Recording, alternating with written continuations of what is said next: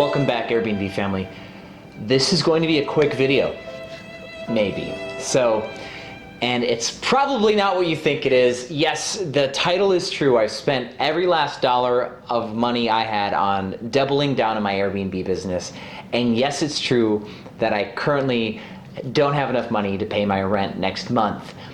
So here's some scary facts, and I'm gonna tell you them so you don't lose your cool, because this is all about not losing your cool, because you could do so many awesome things if you can just do risky stuff and stay chill. So let's get into it.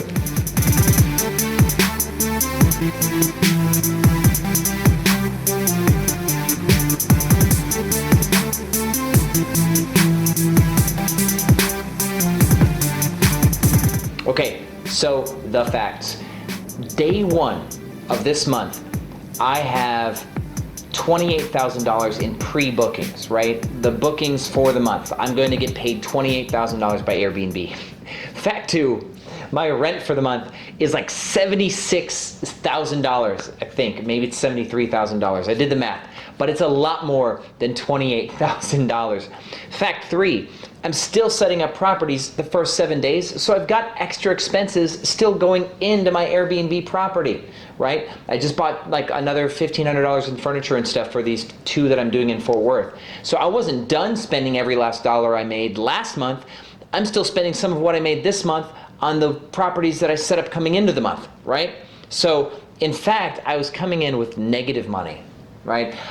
So just full disclosure, I'm ready to take debt on if I needed it. I've already have debt secured from a private money lender, somebody I know for a long time, if I needed the money. But I just so happen to not need the money. I just put all of my liquid capital into my Airbnb properties.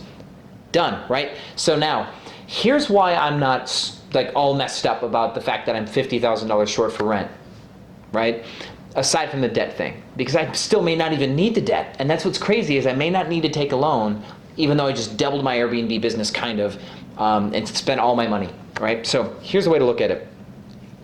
It is the 7th of August today, and my account now says something like $48,000, when day one it was $28,000. That's $20,000 in new bookings in the first 7 days, right? That's about $3,000 a day in new bookings every day. We keep that trend up for the rest of the month. That is going to put us at another $50,000 to $60,000 in revenue, right?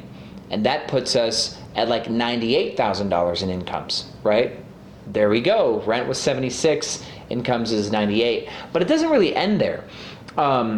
We have new properties being activated, 4 of them actually, that don't have any bookings on them yet, that are coming live, which means we will likely be at like $105,000 to $112,000 by the end of the month. And that doesn't also include the fact that somebody at the end of the month, like on the 25th, could book a month-long or longer stay, which we get a lot of these, and give us an extra 2 to 5, maybe $8,000 of revenue that belongs to September, that we'll get paid on in August.